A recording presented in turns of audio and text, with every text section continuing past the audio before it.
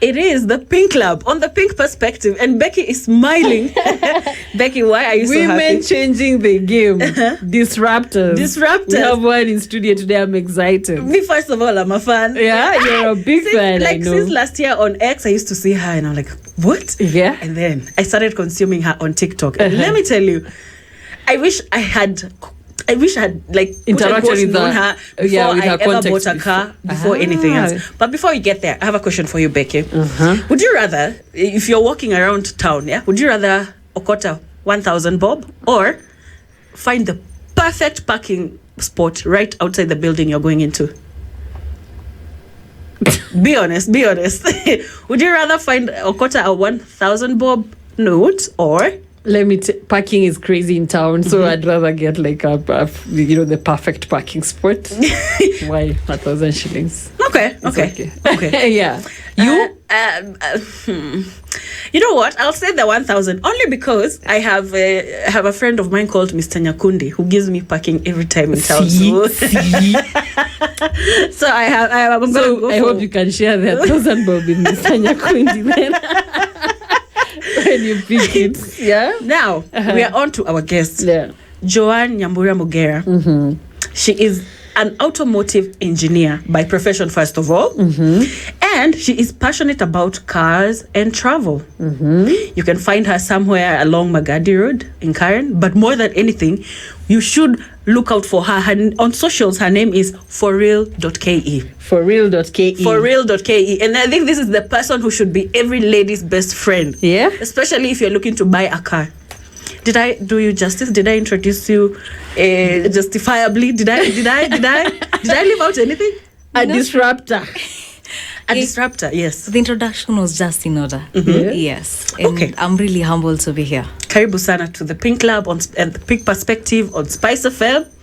And Becky was saying that yesterday she posted the poster for this interview, and someone commented. Could you highlight that? There's a prof. Give her flowers, yes. There's a professor who actually reached out and told me, I like the lady that you're bringing on the show. Yeah. And I follow her every day. Yes. He's a prof. And then he says, I told him, okay, that's nice. Then she said she has revolutionized the car industry. Yeah.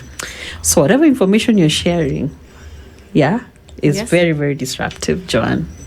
And you're revolutionizing the car industry. And that's why we have you in studio today. Welcome to the Pink Club. Thank you so much. I think I'm more than humbled to be here. And being termed as a disruptor, well, I'll take it to the magnitude it deserves. Sure. Nevertheless, it's all about identifying a solution and bringing up, as in identifying a problem and raising a solution. How did you get there, Joan? Let me just give you a backstory. Yes. Long before I became an automotive technician, I was a car owner. Okay. There's this specific car, Volkswagen Polo, that I bought. I wasn't very much conversant with cars back then. So the car used to break down time and again.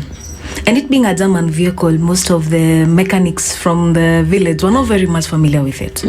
So every time it would cost me taking it on a flatbed to Nairobi and fro. Then I was like, no. So one time, it got into limp mode. And because there was no one who could diagnose it from the locality, a technician came all the way from Nairobi. He came with those, back then I would call them complex computers that you don't know what those gadgets are all about. He came, plugged it in, cleared the errors, charged me a cool 30,000, went back to Nairobi, and the car still had the issue. Oh no. So I was like, this has to come to an end. I had now to become a self-taught mechanic. YouTube tutorials, doing research. Then eventually I decided I'm going back to pursue this as a course. Wow. Because now when I've got the right information, once I'm out in the field, now I can be able to offer solutions for so many people outside there who are facing the same problem. Yes. Yeah. And that is what you're doing. Yes. That is exactly what I'm doing. Receive your flowers. Thank you. Completely. Yes. Which can... Okay, let's start first. Ask your question. No, Becky, I love that one. I know your... Becky, I know that question. One when we're winding up. All right. So I'm going to get straight into it. And I want us to talk budgets, first of all. So what is a reliable, low maintenance car for young women in Kenya who are buying maybe their first car? Let's first start with the first car. And talk to us about used versus new. Affordable, new, used. Are we looking at Vitz, Axio? Advise us as an expert. All right. I think I'll start with the case of reliability. Yes. For any car that's reliable, it must be simple. Because when you bring in a complex vehicle, so many components have been brought in together, then it compromises on reliability. Okay. For those who've known me long enough, they know I'm a Toyota. I'm a die-hard Toyota fan. Okay. And the reason as to why I really root so much for Toyota is simplicity, practicality, reliability. Okay. This is a car, even though you're from deep in the bush, as in the bundos, any mechanic can fix it. Okay. If maybe when it comes to spare parts, they're easily accessible as ex-Japan. Okay. So the maintenance cost is very low. More to that, when it comes to resale value, they are also very high due to the fact that they are reliable. So for anyone who's planning on starting out life and you want maybe a small vehicle, there are those who start with Ubers. For Ubers, they're in their own class. But maybe for small vehicles, you can consider the likes of the Vitz, the likes of the Axio. If your budget allows, there's the Allion, the Paso. That is Probox. Yeah, Is true. it Probox. But then Probox, I would call it more in the Kenyan market, it's more of a commercial vehicle. Okay. Yeah, but really handy. I'll tell you that. It's really handy. If not Toyota, you can also consider Mazda. Okay. But for the Mazdas, I'll be very categorical with the petrol variant. Okay. If you go for the diesel variant, it comes with a lot of complications because it has been highly advanced to cater for the emissions regulations. But with the Mazda petrol, you can go wrong on it. Because most people who buy first-time cars, it's maybe from home, work, and back. If they are maybe within the vicinity of the city, you're looking at around 10 or maximum 20 kilometers in a day. You do that with a diesel vehicle in a short time, you'll have issues with the DPF, you'll have issues with the EGR. So with a petrol, those are issues you don't anticipate. Okay. So it will serve you well. Wow. Okay. Becky. Interesting. I feel like this one is Becky's masterclass. Yeah, it's my masterclass. Yeah, clearly. I'm learning, so you can take it away. So I'm curious, how do prices and value differ, especially with import rules in Kenya? Now, when it comes to pricing, first of all, we start with the grades of cars. Cars are graded. Okay.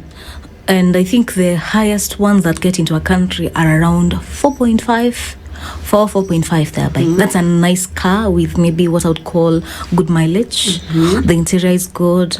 It's really in what I would call not in brand new condition, but pristine condition. Yes.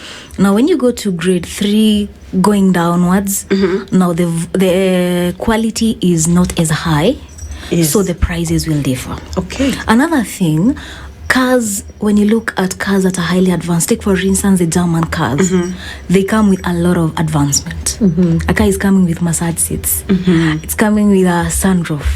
It's coming with a very high-end infotainment system. It tells you everything. It concerns maybe the temperature outside, the temperature inside.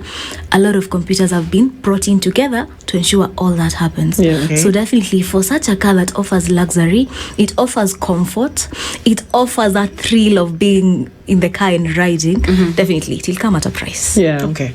The buying process, let me go there. Thank you very much. So on the inspection and legal, how do you ensure due diligence? What are you looking at when it comes to the paperwork when you want to purchase a car? Let's start from there. All right. Let me start with what you're supposed to do in the process of buying a vehicle, even before you proceed to the paperwork. Okay. Number 1, identify a car. Once you identify the vehicle, ensure that it falls within your expectations. Because there are two different buyers. There's one who's buying a buy and ride vehicle. There's someone who's buying a build. The vehicle has issues and this person is comfortable with it and just wants to go on with the process of buying it and then fixing it up, or rather restoring it. Okay. But there's someone who I want a car that once I leave there, I'm driving home and not to the garage. That's the first thing. Identify a vehicle and ensure that it matches your expectations, your budget, and what you're looking out for, ensuring that your expectations have been met. Now, after you've identified that vehicle, that is where we come in for inspection. Okay. You may be able to admire the color. You may also maybe like the interior. Yeah. Maybe the infotainment, the system is really the loud. sunroof. Exactly. But then when it comes to the integral components of a vehicle, the engine, the gearbox, the suspension, the auto electrical systems, now that's where we come in. We're able now to give you a detailed report on the exact condition of the car you're planning to buy. Mileage verification, that comes in hand. Then after we've ascertained and approved that this vehicle lies within your expectations, Yes. then you can now go on with the procedure of paperwork. Okay. Now, paperwork. One thing you need to confirm. On our inspections, we always note down the chassis number, the engine number. It's supposed to correspond with that on the paperwork, on the logbook, and also on the NTSA portal. Because sometimes you'll buy a vehicle that the engine has been swapped, but the one who changed the engine did not update it on the NTSA portal. So you buy the vehicle, but your paperwork is not in order, because you will be asked, this engine number is different from the current engine number in the vehicle. That is why paperwork is very much important. When it comes into issues like, I think I'll mention this especially for the locally used cars. How do you know that the car you've bought was not written off by insurance? Because I've had scenarios whereby, whereby you buy a vehicle, but after you've purchased it, when you want to go and apply for the insurance policy, you cannot get a comprehensive cover. Reason? This car was already written off by the insurance. So what happened is that it was sold off at auction, revamped, refurbished, redone. It looks nice, but in reality, in the paperwork behind it, you cannot get a comprehensive insurance. And maybe you paid top dollar to get this vehicle. So that's what the inspection would look like. Now, for the technical part. Yes. But now for this one, there's a specific team that deals with that. It's called CRB, whereby they're able to tell you the history of the vehicle. In case it had a major accident, it was written off. Now it puts you in a better position to understand the car you're buying. Wow. It's a masterclass. It is. It's a masterclass. Did you do that when you're purchasing your car? No. No, in fact, I'm telling you, I'm here feeling all the pain and all the correct, because if I had known, if only I had known. Yeah. Let me ask you, what is a non-negotiable here? Like in terms of inspection, the steps, is it a test drive? Is it an engine check, body check? What is mandatory according to you as an expert? All right, for me, the first thing I always check into, which is very much integral, is mileage. If the mileage has been tampered, how will you trust anything else that's in that vehicle? That's because, and the reason as to why mileage is so important is because some components in a vehicle, due to the normal wear and tear, at a specific mileage they need to be changed. One very important component is the timing chain or the timing kit. In most vehicles, this usually ranges between 100 to 150,000 kilometers. For the Peugeots, it comes even way earlier than that. Now, if the mileage has been tampered, you buy the vehicle, you're not exactly sure of when is the next time I'm supposed to check into the timing chain, you're left in the dark. Because once the timing chain snaps, you're looking at an engine replacement. There's no other way about it. That's because the timing chain synchronizes the operation of the crankshaft and the camshaft. So if they are not in synchronization, kaput, the engine cannot work. Yes. Wow. Becky. Becky. All right. I want us to talk about something that everyone wants to avoid, and that's a scam. We're trying to avoid scams while buying a car. So how to spot and avoid fraudulent sellers or cars that have maybe existing loans. How do you do that? And maybe bring in the conversation of NTSA and logbooks and explain the team's portal for verifying ownership and loan status of cars. Yeah. All right. For when it comes to after you buy the vehicle, if you want to know the car has been involved in an accident, now that's an entirely different body from NTSA. But now for NTSA, you want to know who holds the logbook. because transfer is done online nowadays. Yeah. So imagine you buy the vehicle, but then it has not been transferred in your name, because it needs to be transferred. You need to accept it via your NTSA portal so that it cannot be registered under your name. If you find that the name on the logbook is not the name of the seller, then that's a huge red flag, because how will the transfer be done? Yeah. How will you follow up on that? That's number one. Another huge red flag that I would is you want to buy a vehicle, you go to a yard, that is like, we have this vehicle, but so many people need this vehicle, make a deposit. Yes. You know, they're rushing you so much, trying to praise a vehicle that maybe you've not personally touched. Maybe you've seen through the photos on social media, but you don't have physical evidence of the vehicle. You rush, you pay the deposit, and that's a scam. They completely go MIA on you, and there's no follow-up. And I'm talking this from experience. You know, most people, when in Nairobi, due to the busy and hectic schedules, it's very hard for them to get maybe sometimes to go and check out cars physically in Mombasa. It's true. So they see some very nice online portfolio with a very beautiful vehicle, very nice price, and you're like, oh Jesus, have you the jackpot? So what happens? They're like, all right, I'm going to make a deposit, then send the vehicle over to Nairobi. So one time a client called me and told me, Joan, I want you to go and check out a vehicle for me in Mombasa. I went. He gave me the contact details of the seller, the location, and everything. But then upon going there was no yard with that name. There was no car. What? No. And we were looking at a car that's averaging around, is it 4 million? So you can imagine if you had just gone blindly, because sometimes they'll tell you make a deposit of maybe 100,000 for maybe you're committing on that vehicle. So that's 100,000 that has gone down the drain. Yes. The thin air. And the due diligence is really, really important. You know, when you're starting this conversation, you spoke about this mechanic who came and took your 30,000 shillings and still didn't fix the car. Yes. You know, how much of that do people get exposed to? And especially women. It's pink perspective. We're talking about women. Sometimes men are more, I'd say, savvy when it comes to mechanics and whatnot. Something you might disagree with because you're a woman. But, women are a bit naive when it comes to cars. That might happen to any woman or any man, actually, where a mechanic comes, fine, they're looking into your car, they've come with all their computerized systems, but leave and there's no change, really.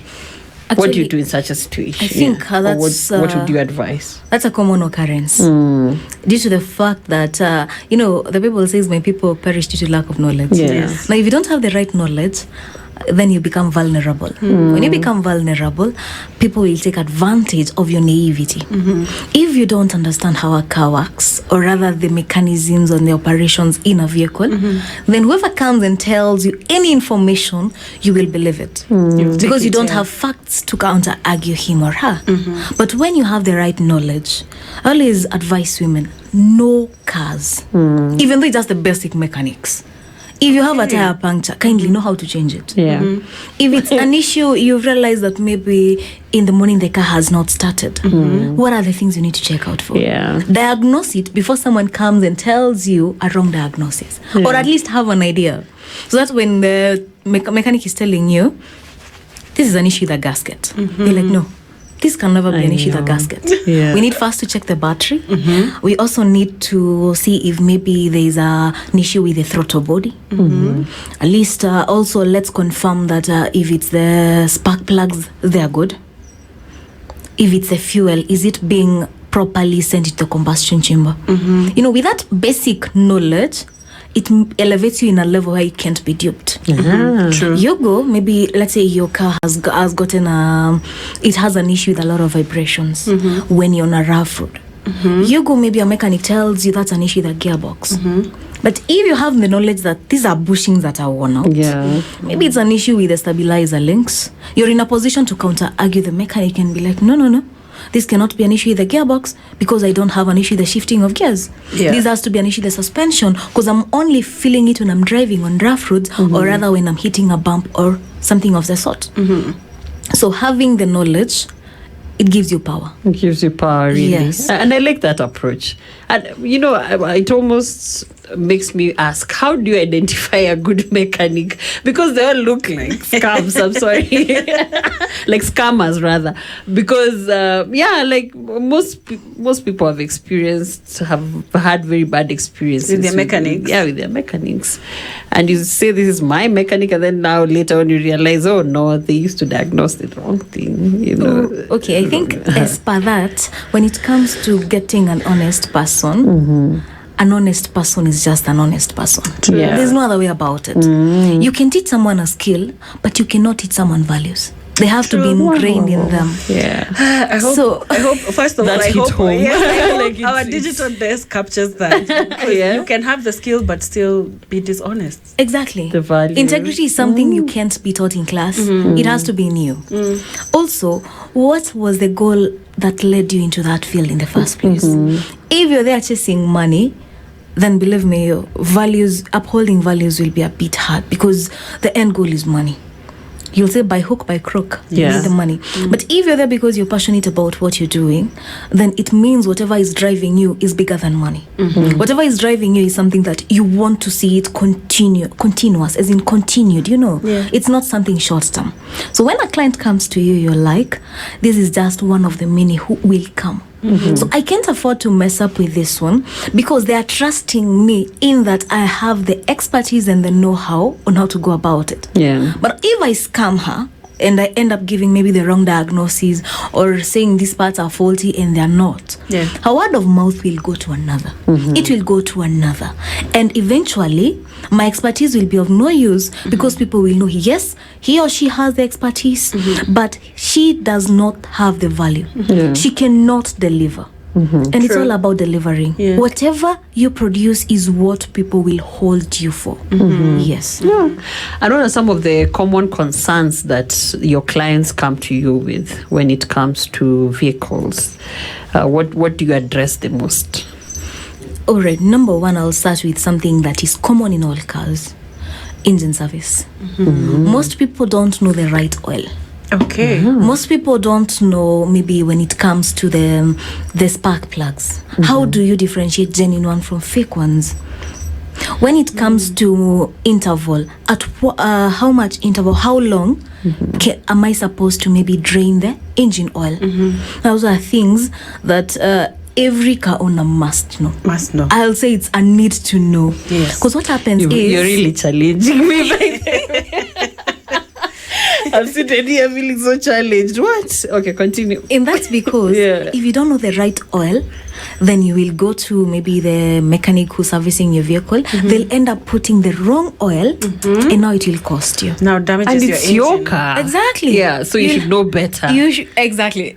You should know better. Yeah. Number two, how the interval.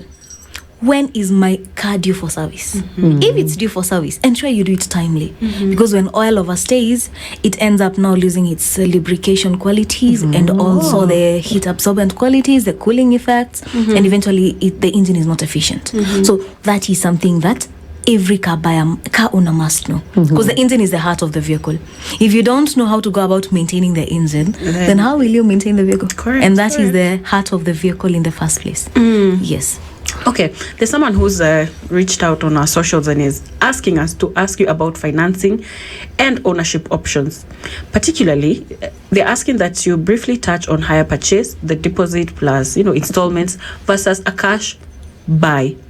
And maybe on that particular, buying process, you can tell us about the ownership and transfer process. What's the standard procedure for changing the logbook details, Yani? That's what I mean. All right. Now, let me start with the financing. Yes. Now, with the financing, I think it depends with how deep your pocket is. There's someone who's maybe been working for the last 3 years, saving to buy a vehicle because they want to just buy it in cash. They don't want to finance a loan after. But let's be honest, with the current economy in Kenya, doing that is really hard. True. It's not impossible, but let's just assume the common person may not afford that. A cash payment. A cash payment. So what do they opt for? They opt for higher purchase. Financial as in asset financing from maybe the bank they actually work with, or rather they bank in, maybe the SACCO, and they get maybe what I would call favorable payment options. No, it's not a bad one. In that, there's a book I love so much by Robert Kiyosaki who says, harness the power of debt. I love Robert Kiyosaki. You do? Such a good writer. Yes, he is. Harnessing the power of debt. If you can manage to take a debt and then ensure that it turns into an asset for you, then you're good to go. Okay. One of the bad thing is this. You go for asset financing. You buy a vehicle, but then the vehicle has underlying problems. Eventually, the vehicle is more like you can no longer maintain servicing the loan and fixing the vehicle. What happens? You get into what I would call a debt. Because now you're financing something that's not even helping you. I understand, yes. So that is why I always insist, when you're buying a vehicle, be sure of the current condition. Even though it's asset financing, be sure that the money, or rather the hire purchase facility that's helping you acquire the vehicle, is something that's of benefit to you. It's not something that they'll come finance, you get the vehicle, but eventually the vehicle will turn into depression on your end. Yes. Okay. Please, the ownership process, transfer of logbook, yes. Ownership process, this usually happens after you've completed the whole amount. If you're doing hire purchase, in most cases, the logbook has to be co-owned. Okay. Because that is a security. When you're being financed a vehicle, the vehicle is not the security, the logbook is the security. Because it's the documentation that shows the ownership of the vehicle. The vehicle, yes. When it comes to ownership, ensure that if you've bought it from my yard, the transfer is done instantly. Because even though you're buying it with a hire purchase, it's supposed to be co-owned between you and the financer. Maybe the bank, maybe the SACCO, but not from the yard. If you're buying it from an individual, now that one is even more slippery, if I may use that word. Because at least a yard, you're sure it can't move from there. But maybe you've met up with a person, maybe you've met up on maybe one of the malls. You're like, I like that vehicle. You draft the sale agreement, then you maybe make a deposit, or rather you finalize on the amount. But if they've not initiated the transfer before you leave there, they initiate the transfer and you leave with the original logbook. Never make a mistake of, I'll come and get the logbook later. Because that's the only document you have to verify that you have that car in your possession. Okay. After the transfer is done online, NTSA, they're very quick to notify you when the now updated logbook will be released in your name. So now you go with the old logbook, you trade it in, or rather you give it so they can give you the updated one. Now that's when you're sure that everything is in order. NTSA portal, your name is there. On the logbook, your name is there. Yeah. Okay. There's something that people maybe do or maybe do not consider, and that is the post-purchase costs. For example, there's insurance, service, obviously fuel, and all that. I don't know whether, if I'm buying a car, say for 1 million, how much extra should I budget as a post-purchase cost? No, and for inspection too. Like there's inspection as well. If you want it, checked before purchasing, what should I budget for, really? All right. Now let me start with the pre-purchase inspection, because it's the one that has to come prior to your buying. Oh, sorry. Yeah, there's the pre-purchase. Yes. So for the pre-purchase, as for us on our end, our charges are 6,500 plus extra transport charges. That's because we are flexible enough to come to where the car is located. Okay. So you have to cater for the transport charges. Then after that, let's say we've approved the vehicle. After we've approved the vehicle and you've bought it, always ask yourself one thing before you decide this is the vehicle to go for. Can I manage its maintenance? What is the cost of a minimal engine service? Get a rough estimate. Maybe it's around 10 to 15,000. How often am I supposed to do that? Say at an interval of every 3 months. Because that's when maybe you'll have covered maybe the 10,000 mileage or the 5,000 mileage, the 8,000 mileage. So 15,000 at an interval every 3 months. So in a year, those are 4. So you need 60,000. You need 60,000. And that's on the higher side because I've taken a basic car. You take other cars, sometimes the service can go up to as high as close to 40,000. That's because other cars, when you service them, you need to do a reset with a machine. Okay. Yes. You need to ensure that the readings on the dashboard are accurate. Yeah, the check engine. And not just the check engine, but even the oil level, the interval until it can give you a warning when the next service is due. It varies with cars. Then more to that, insurance. Are you going for comprehensive? Are you going for third party? Third party is cheap. But now understand one thing, that party won't cover you. In case of an accident, it will compensate the one you hit, but not you. And honestly, to be on the safe side, comprehensive is the way to go. Yes. Comprehensive is expensive. It goes without saying. Yes. No, you've got an insurance, you've done service. Suspension. How long are you, or rather, how are your driving habits so that you can accommodate for the next thing? Maybe you'll need the brake pads changed, you'll need the shocks checked into, you'll need the bushings checked into. You factor that into. Okay. This car, you're using it on a daily basis. It needs car wash. There's that. There's that one too, car wash. On average, I think you're looking at around 400 on the lower side. What? Yes. Car wash ranges are, and maybe I'm actually talking about the price in the bundles. I'm not even. How much do you use? Hides face. Literally hides face. Okay.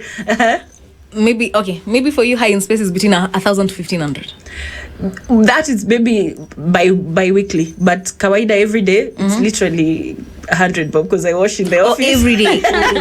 Hey, you're lucky to have in the the car office, wash so here in it's the just office, so 100 it's bob. subsidized actually. Okay. because- Yeah, right, true. right. Yeah. And then more to that, you've washed the car. Parking fees. Exactly. You need to accommodate for that. Yeah, 1,000 shillings. Yeah. Accommodate for that. Exactly. And so car ownership, car buying is a one-time process. Yeah. But car ownership is a lifetime commitment. Yeah. Are you willing to pay the price for that? There's instances where It's a lifetime commitment. someone like our beautiful Riley will go and draw I love mommy on the car. Riley. Yeah, there's so many things to factor. Exactly. Really. Yeah. Okay. I don't know.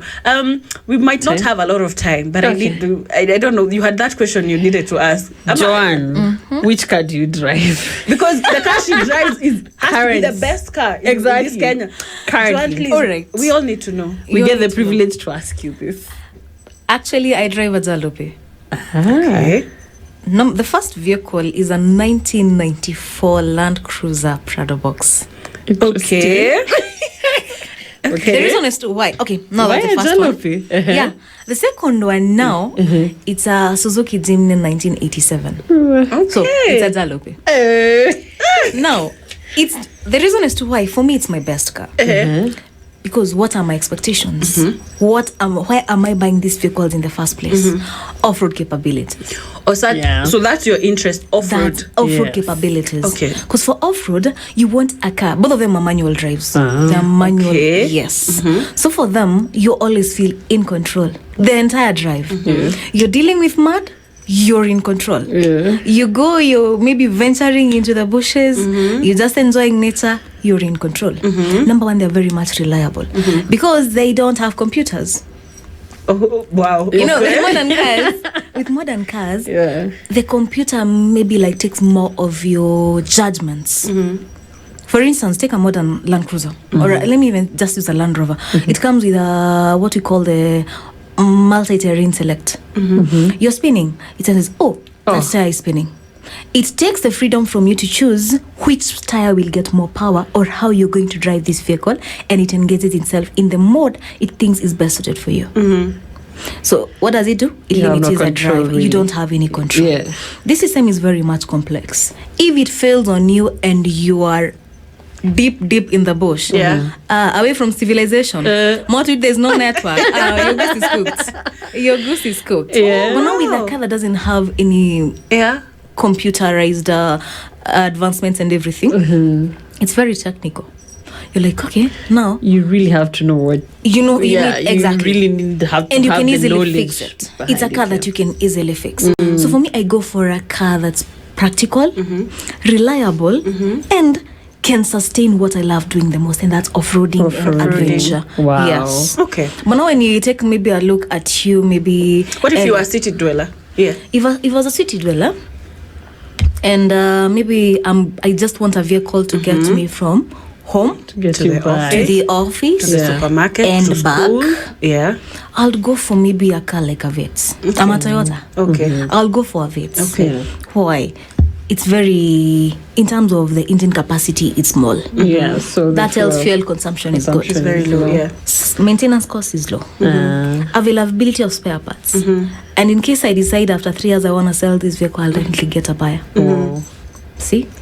Okay. But for someone else, they'll consider something different. For me, I'm looking at practicality, reliability, and if it can serve my needs. Yes. My whole agenda is getting from point A to point B. Yeah. But there's someone who wants to get from point A to point B in style. Yeah. They are looking at comfort. They're looking at luxury. They're looking at performance. Yeah. The car, once you just sit on that, the driver's seat, you engage the gas, zoom, Yeah. the car is gone. Yeah. For such a vehicle, it will come at a price because they look at the likes of the BMWs, the likes of the Volkswagens. But now, then they are not factoring in reliability. Yes. Or maintenance cost. That's not an issue. Yes. But now, if you're considering a lot of economies, Then It might not be ideal for you. exactly. All right. We have 1 minute for you to tell us where to find you. And more than anything, I think advice, give us top line advice for owning and maintaining a car in this Nairobi as we wrap up, please. and around the country. Yes. Yeah. All right. I think I'll start with where we are based. We've got an office along Magadi Road in Karen, next to Kudi Flat Apartment. That is where we are located. It's inside Precision Automotive Garage. Okay. That's where we have our offices. Now, when you talk about car ownership and car buying, first of all, understand it's an expensive investment. If it's an expensive investment, then give it the due diligence it deserves. If you're planning on investing your 1 million or your millions into that, ensure that it gives you value for your money. And that is where pre-purchase inspection comes in. Ensure that you know the exact condition of the car you're buying. You know what to anticipate. There are cars that come in and you need to know maintenance, how to go about it, at what intervals, what are the right products, what are the right lubricants. This is information that every car owner needs to know.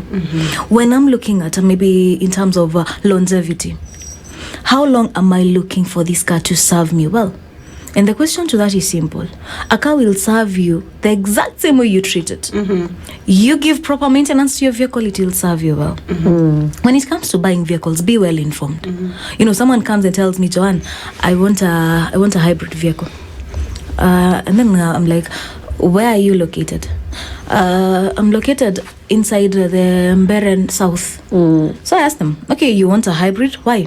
It has good fuel economy. But then the question is simple. In terms of maintenance, where will you take it? You'll have to bring it all the way to Nairobi. Yeah. In case that hybrid battery pack is kaput, because they do after being on the road for quite some time, have you factored in the cost of replacement? They haven't. So car buying is a one-time process. Yes. Car ownership is a lifetime commitment that you need to know exactly what to expect from. Okay. Yes. Our guest on the Pink Lab has been forreal.ke, and that's Joan Nyambura. Mugera, yes. And if you need to buy a car or anything to do with a car, you've heard where she's located, and we are very honored to have hosted her on the Pink Lab on Pink Perspective, right, Becky? Yeah. Whoa, Becky. Becky, What a be honest. masterclass. I'm telling you, the Pink Club was literally a masterclass. A masterclass. Today, it was a masterclass for me. I've learned I need better car etiquette. Yeah. In terms of service, hapo niko behind kabisa. Another thing that I do not do often and I lied about is how often I wash my car.